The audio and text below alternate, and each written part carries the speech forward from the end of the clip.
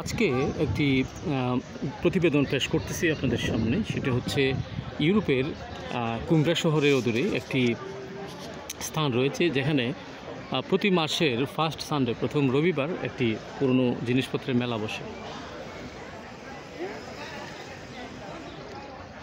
এখানে বাসার সামগ্রী থেকে ধরে ব্যবহারের সামগ্রী, কাপড় চোপড়, ছোট বাচ্চাদের জিনিসপত্র, এই যে নানান জিনিসপত্র দেখতেছেন। আর এখানে কাস্টমার কারা, অবাক হওয়ার মতো ঘটনা। এই পর্তুগালের এই শহরে বলতে গেলে এটা অনেকটা গ্রামীণ শহর।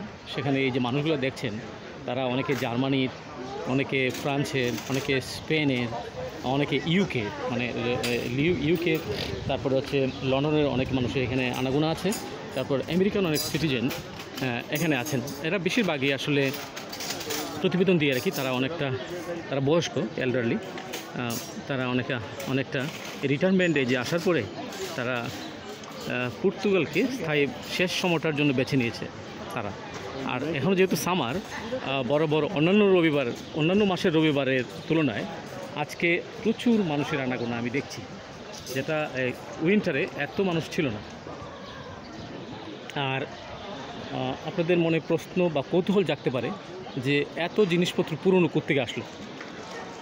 আর এক একটা জিনিস যেখানে নর্মালি আপনি নতুন কিনতে গেলে 150-200 ইউরো, সেটা আপনার এখানে 30-40 ইউরো দিয়ে এই আইটেমটি এখান থেকে সংগ্রহ করতে পারেন।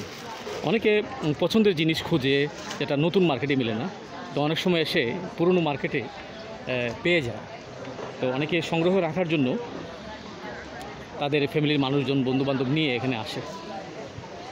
এখানে আমি একটি ইন্ডিয়ান পরিবারকে দেখছি। এই যে দেখেন, ওরা এখানে ইন্ডিয়ান ফুড বিক্রি করে, বানায় মহিলাটা, তার হাজব্যান্ড, এই যে দেখছেন। আর এখানে এটা পুরনো না, এগুলো হচ্ছে এই যে অনেকে বাসাবাড়িতে গাছ, ছোটো ছোটো গাছ নিয়ে রাখে। এই যে এখানে কি নাই, সিঙ্গার মেশিন পুরনো, টেপ রেকর্ডার, নানান কিছু এই বাজারটিতে পাওয়া যায়। পুরনো কাপড় চোপড়, এই যে দেখছেন পুরনো কাপড়।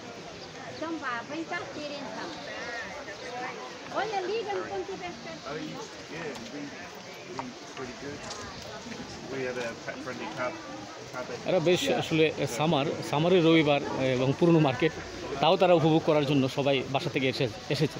তারা কিন্তু বাসায় বসে থাকে না, ফ্রি থাকে না। তারা ঘুরতে পছন্দ করে, ঘুরতে ফিরতে পছন্দ করে, সময়টাকে উপভোগ করতে পছন্দ করে। দেখেন কী পরিমাণ, কত বড় মার্কেট।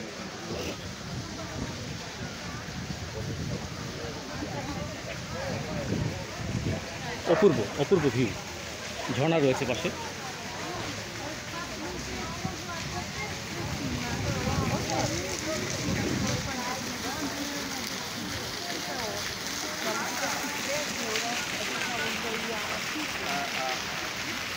এই যে একজনে কিনে নিয়ে যাচ্ছে, বিক্রেতা।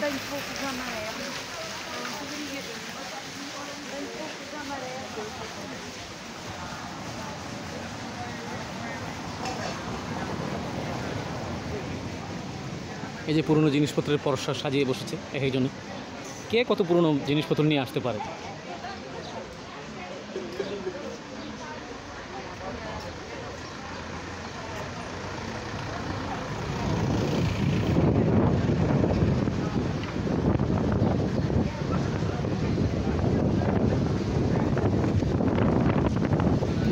আজকের মতো তথ্য প্রতিবেদন এখানে শেষ করছি। আপনারা সবাই সুস্থ থাকবেন, ভালো থাকবেন, নিরাপদে থাকবেন। আল্লাহ হাফিজ।